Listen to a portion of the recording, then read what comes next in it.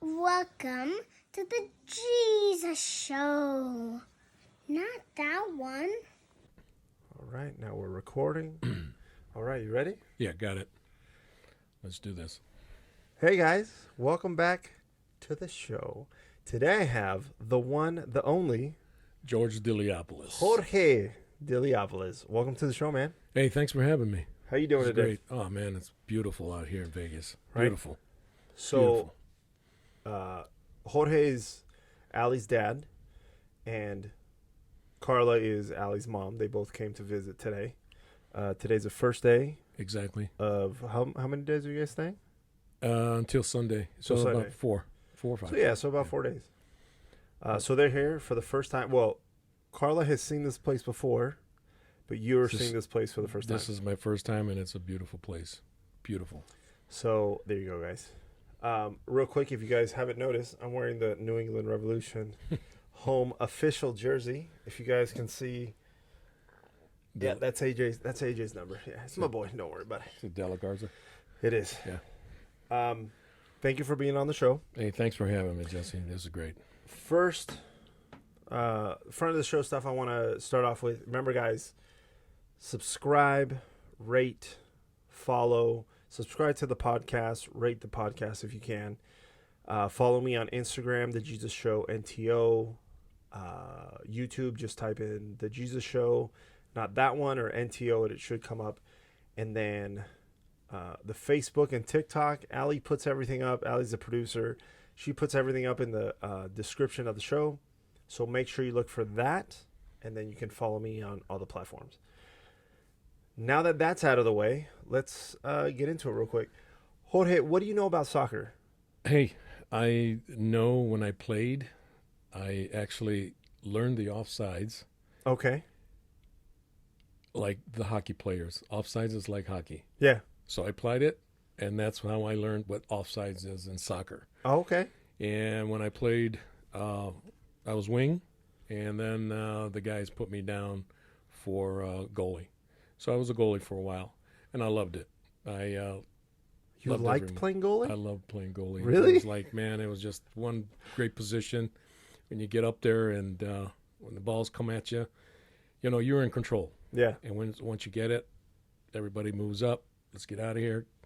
Then I either kicked it or applied it to somebody who was near me. Get Okay. the play started. But I loved it. I love the sport. Like I said, I didn't know nothing about soccer. Yeah. And once I started learning and I applied the hockey rules Yeah. to soccer, that's how I started playing. Okay. Now, a little birdie told me, mostly the birdie is right here, sitting next to me. You used to play baseball?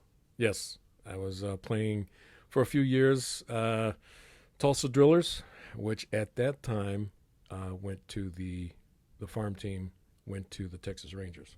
Oh, wow. Okay. That was back then. Now I think their team is going into the Los Angeles Dodgers now, but that was way back. Oh, wow. when. Yeah.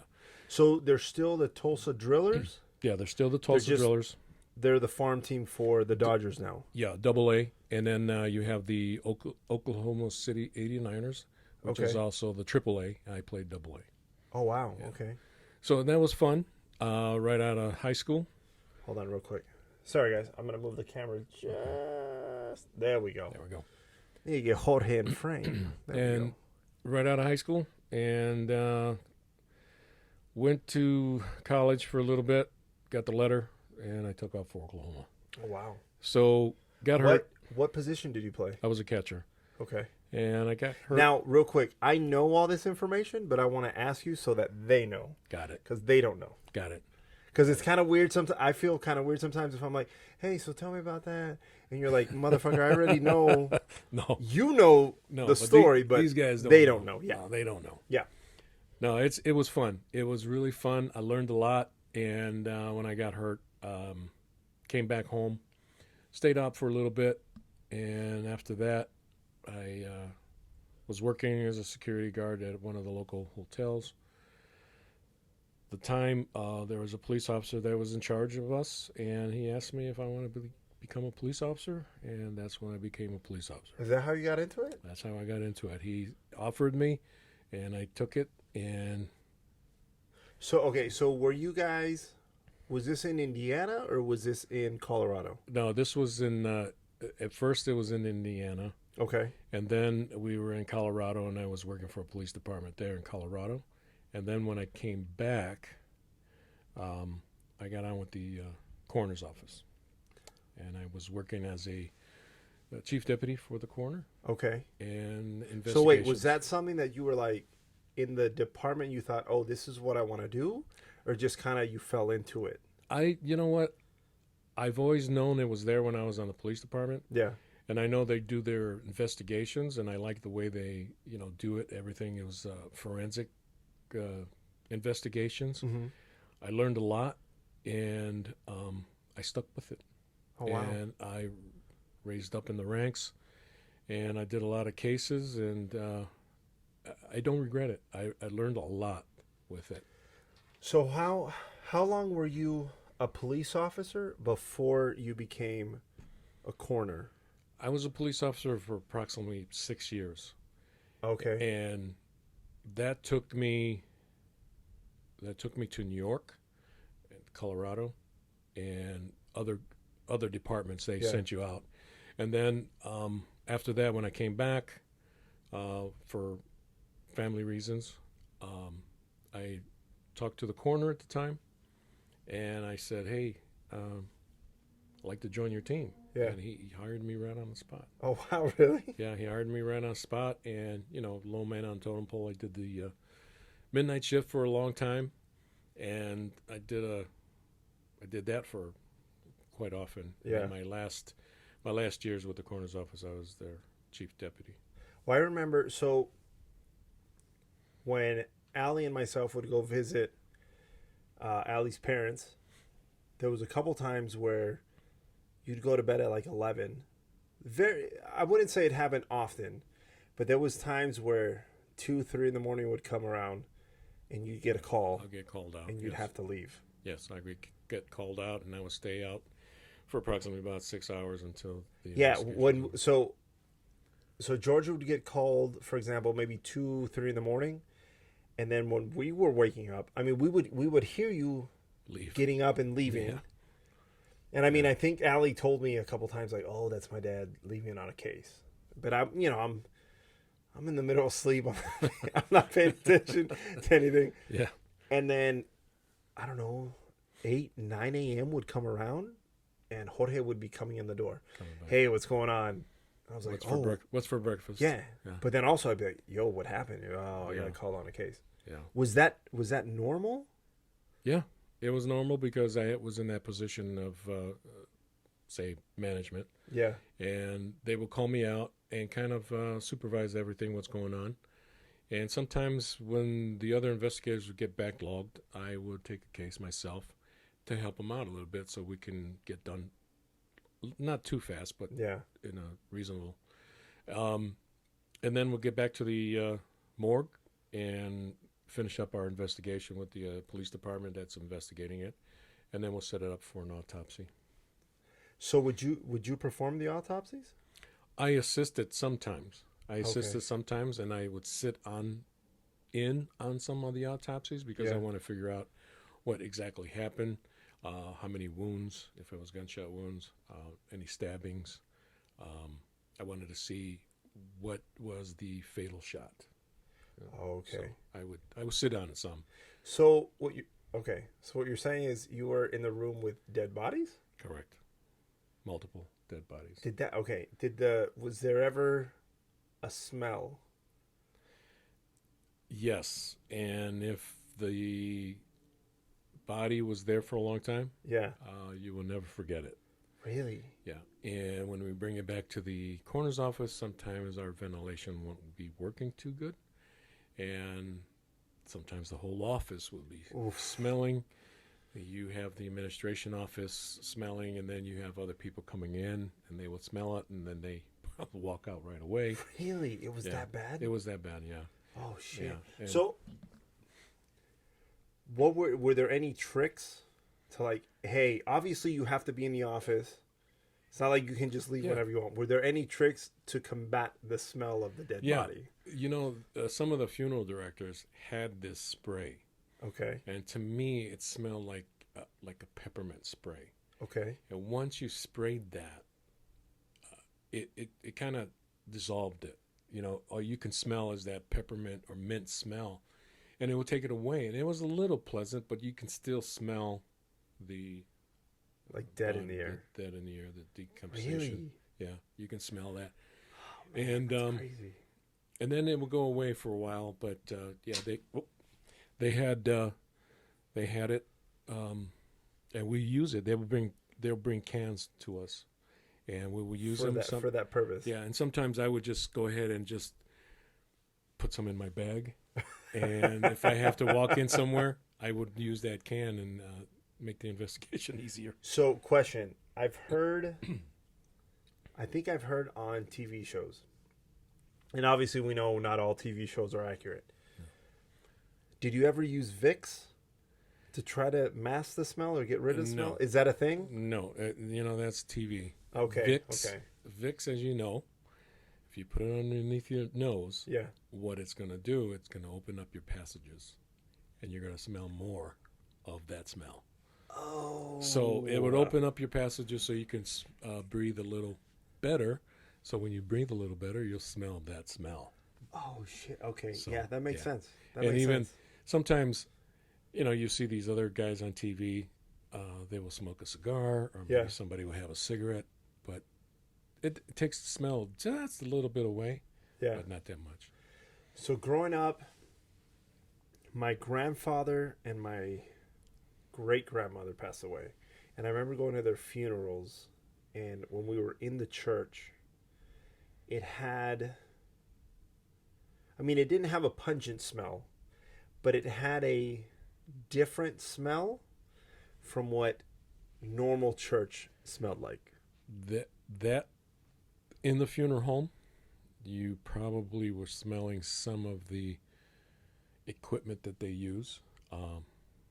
Maybe embalming fluid. Yeah. Has a smell, and you can tell. It's what they use. Yeah. And you can smell it. Sometimes when we took the bodies to the funeral home, you can smell the formaldehyde. Oh, really? Yeah. And it was a little bit of strong smell too. Yeah. A little bit. Can you talk about any cases? I can, but I would rather not, because sometimes you never know who's listening. And hey, that sounds like my dad's case or my son's case. Sounds a little similar to it, Mm-hmm. So you don't want to talk too much about it, but there were some things that I tried to forget, especially children were really bad. So. I remember one time you told me, I think it was maybe the first year or two that I had first met you. I remember you told me about one of the worst cases, because I asked George, I said, hey, what's been your worst case? And you mentioned something about a child, and you told me the story, and just the story alone, I thought, holy shit. I mean, I'm only hearing it. I didn't even see it, and I was just, I was shocked. Yeah, it hits you. You don't forget it for a while. You still think about it. Yeah. It was there. You saw it, and sometimes, what's that saying? I wish my head would forget what my eyes seen. So it's hard, but I was just to a point where I'm so glad that I helped the family. What I can do for my investigation to help the family. I never left the family alone when I had to talk to somebody 2, 3 o'clock in the morning about their loved one being passed or killed. Yeah. I always stayed with them until some family member got there, or neighbor. Never left them alone. And I try to turn it around where they start asking me questions. You can't use the word perished or passed away. Yeah. To the point where a lot of people know that it's final when the words dead or killed are mentioned, because they're going to turn around and go, when, how, where, Yeah.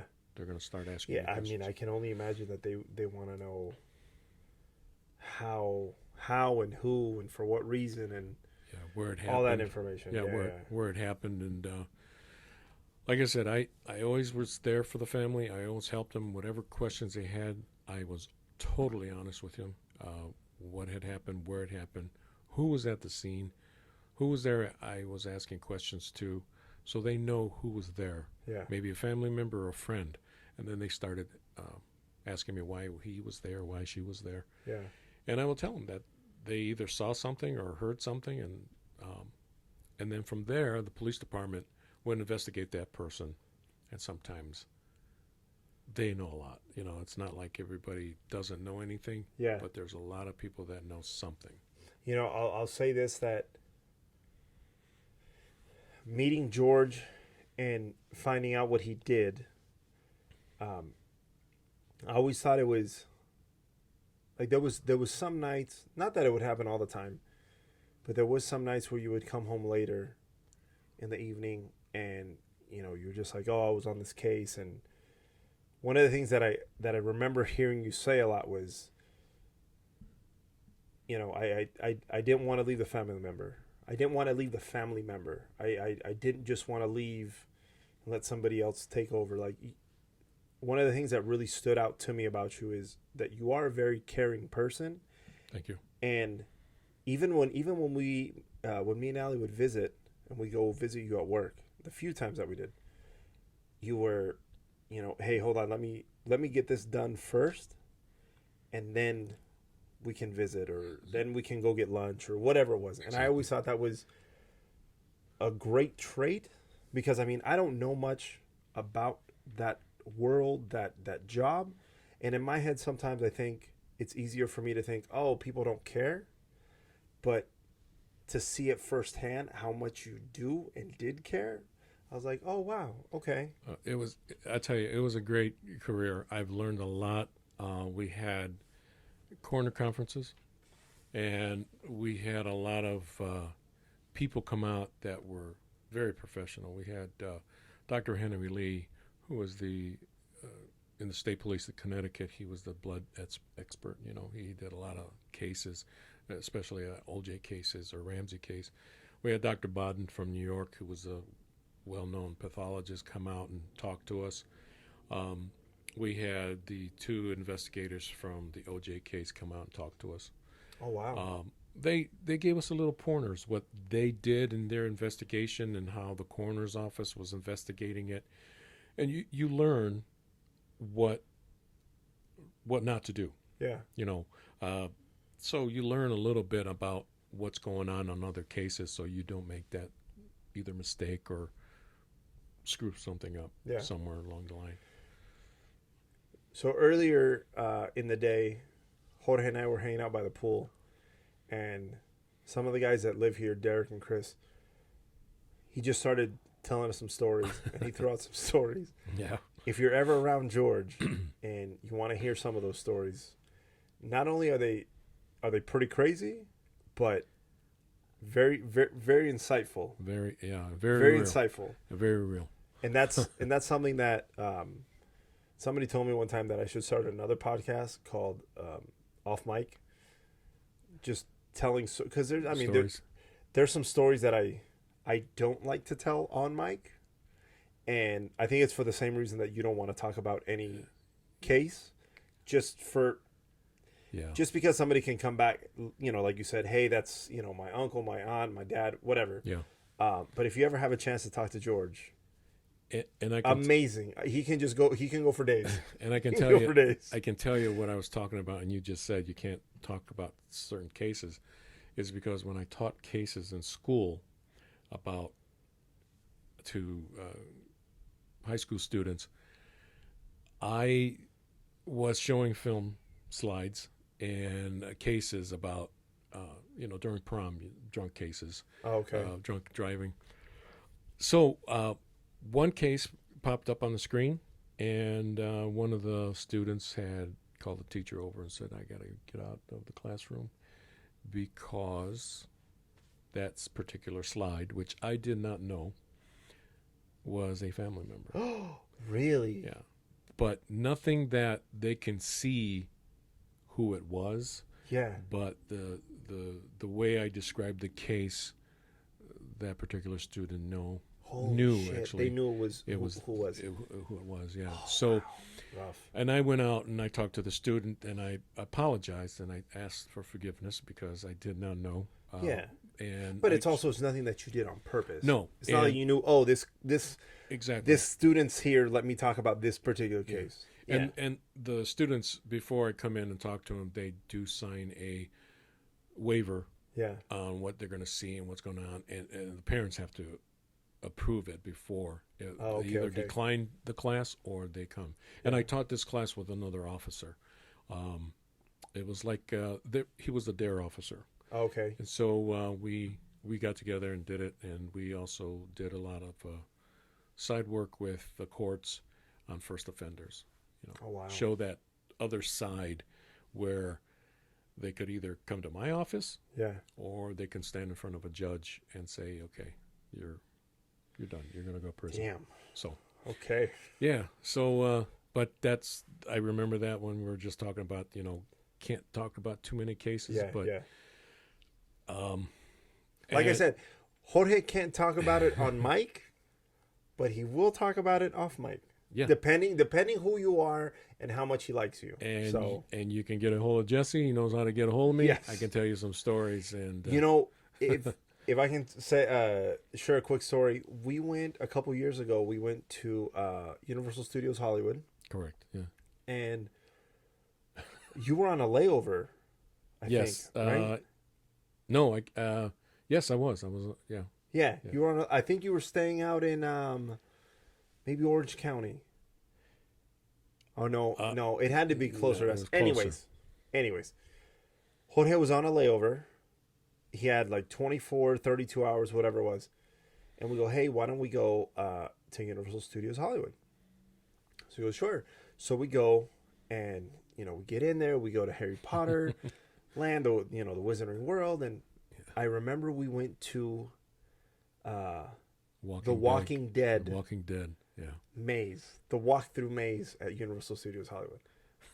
And we get inside, and George goes, oh, this person died like this. Yeah. Oh, and I went, wait, hold on, what? And George goes, yeah, well, you can tell by the blood splatter. Yeah. He goes, Where he was standing. yes. Yeah. George goes, okay, do you see this? Because, like, they make it seem like, there's dead bodies around, blood on the walls. And George goes, look at this particular Angles. dead body. Yeah. This person had to have gotten hit like this on the head because the blood. And I went, whoa. Yeah. And he started, I think you analyzed like 3 or 4 different cases. spots. Yeah. And he goes, yeah, this one like this because, and then he started telling me, if you look at the blood and it runs down this way, or if it was insane that he automatically looked at it and was like, oh yeah, no, that person had to have. It clicks, yeah. It clicks in. It was crazy. It clicks in, yeah. I thought it was one of the coolest things. Yeah. Yeah, I remember. That you ever said. I mean, out of all the cool things you've ever said, that was, I was like, whoa. I remember, and I tell you, I remember also that ride with Harry Potter. Oh yeah, that Harry Potter ride is. You're flying through there. That was awesome. Oh, it was amazing. That was the best. You got to go. If you never did go, you got to go. Yes. We're going to take a quick break. I'm going to hit stop and record again because our camera is fucking stupid and will stop on us. So I'm going to go like this, like that, and here we go again. Okay. So if you haven't figured out by now, Jorge was a police officer, chief coroner, correct? Yeah, chief deputy coroner. Chief deputy coroner, and then you're a flight attendant now. Correct. How did that happen? I was challenged by Alexandra. Okay. And her mom. And so I said, okay, I'll do it. And you know what? Best thing ever. So you guys know, so far you guys have figured out, if you've listened to the podcast or watched it, Allie, my girlfriend, George's daughter, we're both flight attendants. Allie's mom, Carla, is a flight attendant. And now Jorge, her dad, is a flight attendant. And we all work for the same company. Correct. And which I think is pretty cool and insane. And I remember when I was walking in the airport, and you were coming in the airport going to your flight. Uh-huh. And you were with one of the girls that I was a roommate with. Oh, one of yes. my crash pad. Yes. And we stopped, and I introduced. Well, and you go, yeah, she was my crash pad. Yes, I remember that. And she was like, oh my God, I love George. We stopped and we talked a little bit before he went on a trip. And I did have one trip from San Francisco to New York. Yes. With Allie. Allie. Uh-huh. And the funny thing was, I can tell you right now, is I was working one of the aisles, and the other guy was working on the aisle. And so she would hand me the tray and say to, I forget his name, say, hey, let's call him John. Hey, John, can you take this to whatever seat? And then he'll come back, and then she'll give me a tray and say, Daddy, take this to this seat. Oh, because was Allie the galley? The galley. Oh, okay, So okay. the guy goes, do you have some kind of fetish that you're calling him Daddy? and so Allie, I remember this. So Allie says, no, he's my real dad. And he goes, oh, and then we show him the IDs. Yeah. And we have both names. And that was the first time I've ever flown with her. I know Allie and Carla, they did a lot of trips together. Yeah, they did. Internationally. What, they've been to Narita, Melbourne. Yeah. I want to say Sydney. Sydney. I don't think they ever went to London together, though. No, they did. I think they did. I want to say yes. They could have. But one time I was supposed to go with Carla to London, and then I think her flight, I'm not going to give away where, from where to where, but her flight in, diverted or no, it canceled. Oh, so she ended up not going on the trip. She wasn't able to go. So that's the only reason why I didn't go with her. Oh, that's right. She did mention something about that. Because we were gonna be in London together, Mhm. and I thought, oh, this is gonna be great. I planned. You've been to London, right? Yes. Did you ever go to Dishoom? The Indian restaurant? I did, but I didn't eat. Oh, okay. Yeah, I did go, and I didn't eat. A little too spicy for me. Really? Yeah, it was a little too spicy. And Manchester, I went, and I never went there. they have nothing but Indian restaurants. Yeah. There. Everybody goes, and I went along, but with the spices, it just kind of tears me up a little bit. So their spices. So one of the first times, not one of the first times. I'm lying. One of the times I went to Narita, Japan, I was with our friend Vlad. And Vlad goes, oh, there's this Thai place in the mall. It's really good. And I thought to myself, how good can food be at the mall? Because I think to myself, malls here, it's like a food court, whatever. Yeah. But we go in there, and it's like legit restaurants.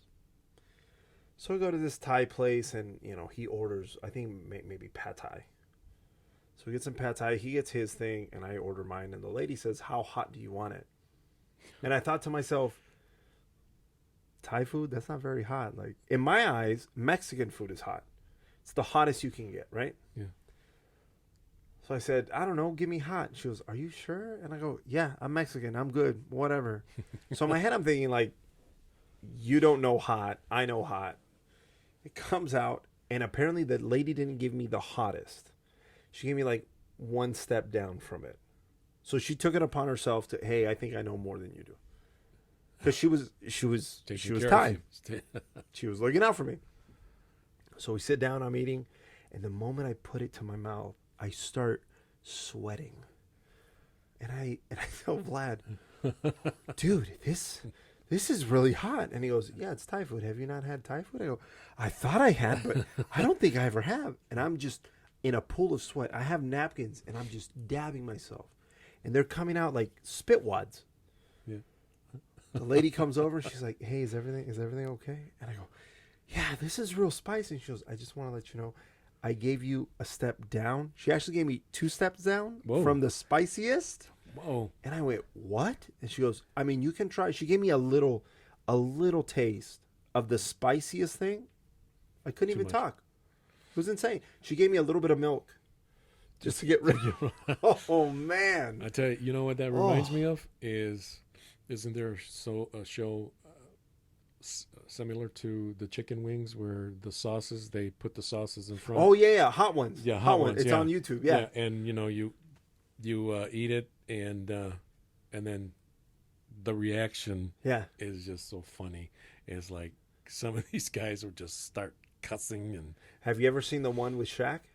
Yeah. That one's Oh good. my God, that guy one's good. was sweating up a storm. He was cussing. He was drinking whatever he had in front of him. It was just funny. And with everything else, when I was at the office, some of the investigators will pass our time with comedy. Yeah. We watch comedy, and that's how I would relax. I would relax with comedy, and right now with flying, I would sit back and be on the layover, and I would look at some YouTubes. Yeah. And some of the funniest comedians will come on, and I will listen to them over and over and over. Who's some of your favorite comedians? I'll tell you, David Attell. I love David Attell. Dane Cook. The Brian Regan. Okay, I've heard some of his stuff, not a lot, but he's pretty funny, or at least I think he's pretty funny. Well, I'll tell you, I heard the one that got me was when I heard it was he's talking about the airlines. And he's talking about how a flight attendant would come up to somebody and trying to put a mattress in like a suitcase, trying to put a mattress into this little bend. Yeah. And the flight attendant will come over there and says, "Can I help you, Captain Moron?" And so, and then I start listening to a little bit better on what's going on, and he just goes on, and it was just funny about how the gate agents would tell you, "Ladies and gentlemen, just please stand by. We're going to be boarding the plane here in a little bit. And if you could just sit tight, we'll let you know. We'll call your row numbers." He says, by the time it reaches them, this is what they heard. "Everybody get up and squeeze your butt through that door, because this is the last helicopter out from Vietnam." And so that's what got me going. I got to listen to this guy. That's a good one. When he starts talking about it, and there's a lot of comedians that are so good, and they're just so funny. And when they tell stories, oh my God, he's on the tip of my tongue, but they call him the Machine. Oh yeah, Bert Kreischer. Yes, I love Bert. That guy is just amazing, and he is just awesome. How he tells that story about the Russian mob. Oh yeah. And it was just funny. It's just. Have you listened to any of Tom Segura's stuff? Yes, and he's another guy. He's another guy that tells stories that. Okay, where's these guys come from with these stories? And they're so funny. They're hilarious. And did it really happen? And I think it did. I think did. I want to say, when I hear a Tom Segura tell a story, I hear it, and for the most part, I feel like it's true. I know he's punching up to make it sound better, right? Yeah. But then when I hear a Bert Kreischer story, in my head I think, okay, none of that happened. Maybe 1% of that story, but he tells it so well. He adds to it. Oh, just the best. And I know it happens. I just heard something about, maybe it's true, that movie with, oh my God, the actor where Van Wilder. Oh yeah. That was his story. That was his story. Okay, so it is true. Yeah. So there you go. I believe the stories that he tells. So Van Wilder came from, I don't know exactly what director was talking to him, but some director was talking to him. Somebody from a studio was talking to him. They pulled stories from Bert Kreischer's real life stories to make Van Wilder, right? Yes. He's currently making a movie, Bert Kreischer is, about his life story called The Machine. Oh God! And his dad is Mark Hamill, the guy who plays Luke Skywalker. Yeah, that's his dad in the movie. So they're currently filming the movie. I think like in Serbia or something.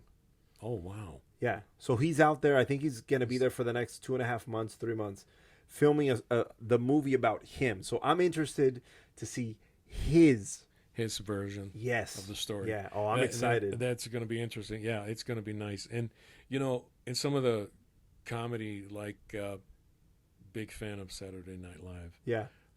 From the old stuff. Allie always tells me, she said when she'll watch it now, you know, she'll be watching it on TV and she goes, you know, growing up, me and my dad would always sit down and watch Saturday Night Live.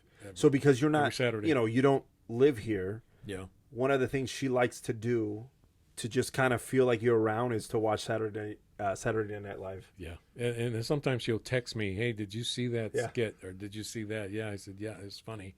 And some of these things that these characters come up with, it just makes you laugh. And you talk about it the next day, you know, when you go to work or something. Did you see She that? had, oh, man, she had one of the comedians that were on there. I can't remember her name. When we get out of here, I'm sure I'll remember the name, or I'll tell Allie who it was. But she had somebody on her flight, and I remember she got so excited. She was like, I have to tell my dad that I had. I think she was part of the cast in the 80s, I think. You know what? She said that she had Jane Curtin. Yes, Yeah. that's who it was, Jane right? Curtin, Yeah. She was an oldie and goodie, and she's a fantastic lady, fantastic hard worker, great comedian. Oh, yeah. It's just that old stuff was just funny. And, you know, Will Ferrell, I think, and you got Adam Sandler, they moved on. Those guys had some characters, man, that they played Classic on TV. characters. Very classic. Classic characters. And, you know, you stick with it, and you remember what they said, and some of these lines, you know, go on forever. Oh, know? And you just watch it, and you know you're going to laugh at this punchline or something. You know, it's just unbelievable. Real quick, I want to ask you, is there anything in particular that happens on the plane? Okay, so do you have a story you can tell from the plane that's kind of memorable? And is there something in particular that a customer does that annoys you? You know, for being in law enforcement for so long, I don't think I get too annoyed. Really? Yeah, I don't think it doesn't annoy me. You know, I kid about it, where you know you ask somebody what would you like, and they say coffee. Yeah. And then you kind of take a step forward, and then they Can go, I get a "Oh, coffee? A black coffee with milk and sugar. Yeah. Okay, you dumb fuck. Yeah. Cool. And then when you walk away, can I have some sugar? And then, you know, what else do you need? Yeah. That doesn't even bother me. But Yeah. you know, why not say it to me? Yeah. Yeah, of course. Yeah. And I remember going international one trip, and you know, it's a no where you drink and you don't take the sleeping pill. What is it? Yes. Ambien. You don't take that. You don't do that. Hey, guys, don't ever do that shit. Yeah. You'll go. Fun fact. You don't know anything. You won't know where you're at, and you don't know what you're going to be doing. Uh-huh. Because this guy, first class passenger, Of course. Has to be. gets up, and he's nude, and he's going to the bathroom, and he's just standing there. Didn't even close the door. He's just in the nude. So they call me. They call me over. By the time I get back there, this guy is by his seat underneath the first class seat, and so he's kind of crouched down in the halfway in the aisle and halfway in the seat. What? Hold on. What plane are you on? Are you on a 7.5 or are you on something bigger? No, 7.5. Okay. So So wait, is he in the front bathroom or the? he's in the one in the middle. Oh, okay. Yeah, because you got other passengers looking at him too. Yeah. So they call me over there to assist the. But wait, now he's at his seat. He's at his seat, laying down on the floor. He soiled his clothes because he went to the bathroom in his seat. Oh. And so, Oh no. so they call me over, and he says, "I'm not going to get up." His wife is sleeping on the other seat by him, and He's traveling with his wife. They're going on their anniversary. Oh wow. Okay. So I said, "Hey, and where were you guys going? Do you remember? yeah, we're going to Ireland." Oh fucking A. Okay. So I tried to talk to the guy. I said, "Hey, you got to get dressed.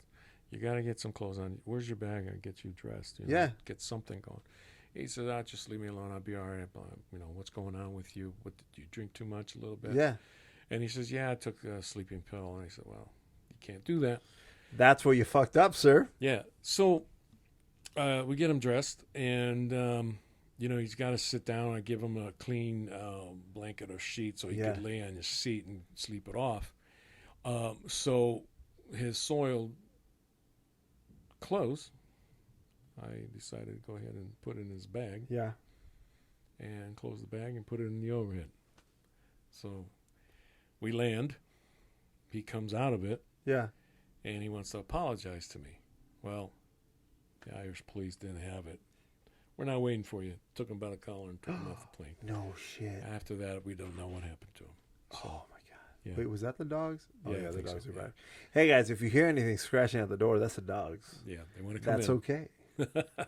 So, you know what? Oh, that's crazy. This flight attendant thing is the most wonderful career. And if you guys want to, you got to go and apply with whatever airline you can. Whatever major airline is hiring at the time. And I'll look tell into it. You would meet people from all over the world.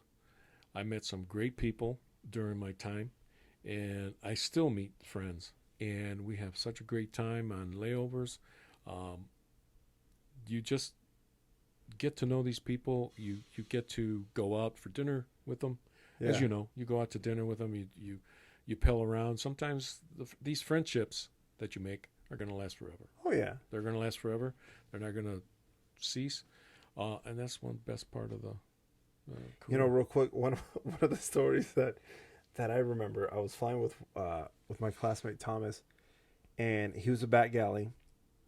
We're on a domestic trip, and I'm number 4, so I'm in the aisle during boarding, right? So on the smaller planes, especially on the 737s, the aisle, on the Airbuses, the aisle's a little wider. Yes, we have a little more room. Yeah, which I like. That's not a popular opinion, but I prefer the Airbuses. So, we're on the Boeing and people are coming in. And so I'm in the back, and Thomas goes, hey, you're going to go out there and help? And I go, no, man, I'm going to stay back here, and I'm eyeballing. If I see a problem, I'll go out there and I'll help. I'll fix whatever. So I'm looking. Everything's fine. I go up a couple times. Hey, where's your seat? Here, I got you, blah, blah, blah, blah. Towards the end of boarding, this guy comes on, and I've closed all the overheads, which is a sign of if the overhead is closed, don't fucking open it. No room. That means we've closed it 9 times out of 10, and that means there's no room, right? Yep. I've closed everything. This guy comes on. He has this bag. He's like this.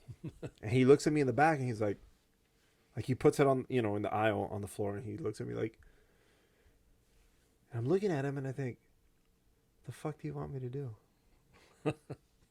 So he gives me another hey. So I go, okay. So I walk up to him and I say, hey, can I help you? And he goes, there's no room for my bag. And I go, oh, well, I guess we're gonna have to check it. And he goes, but you can't check it. And I go, no, I assure you I could. I can. He goes, no, it can't. You need to find a space. And I go, oh, he's been opening almost every bin to check. And he's closing it because there's no space. So he goes, there's no space. I go, yeah, no, I know. I close most of these bins to denote that there is no space. So he goes, but you have to find a space. And I go, well, you just said out of your mouth, there is no space. I'm letting you know that there is no space. Confirming it. So I'm going to have to check it. So he goes, but you can't. And I go, sir, what would you like me to do? And he goes, find more bin space. And I go, oh yeah, because I can go to the back and I can build another bin out of nothing to put your bag. And he goes, really? And I go, hey man, that was a joke. I thought you would get that. You didn't get the joke. It's cool. Don't worry about it. So I ended up having to check his bag. He was pissed. Listen, guys, we don't do this shit on purpose. It's not our fault that the bins get full. It's your fellow passengers who put a jacket, a backpack, A coat. whatever it is. They put stupid shit up there. And I'm not one to tell you, hey, you can't put that up there. I mean, if it's a jacket and it's really in the way, sometimes, hey, can you just hold on to this? Yeah. But for the most part, I'm gonna let you put whatever it is you want up there. I don't give a shit. It's not my bin space. Yeah. But then when you get mad at me for it, Yeah. come on. Don't do that. No, No. those are some of that was the one of Many. no, one of few. Few. Because there's not many that I get upset about, but I do. There's some that I'm like, Yeah, and I and sometimes when you get somebody that's sitting in a particular seat, and there's a bag above them, and they need to find another spot, they'll come up to you and say, "Well, I paid for that spot for my bag." Yeah. So no, ma'am, that's for everyone. Yep. Your seat is paid for. Yes. Not that space. Not the overhead bin. Yeah. Remember that too, guys. Remember that. Yeah. Jorge, thank you very much for being on. It was a pleasure. I love really you, man. appreciate Thank you it. for having me. We're gonna have Jorge on. I'm gonna have Jorge on again, because I mean, we're almost 47 minutes in, and it feels like we were just talking for 10 minutes. So, like I said, thank you very much. Beautiful. I appreciate Thank you. it. You're welcome. Guys, remember, tell everybody you know, mom, dad, uncle, aunt. Don't tell the fucked up cousins. Fuck them. But tell everybody else to rate, subscribe to The Jesus Show, not that one. And we'll see you next week. All right. See you, everybody.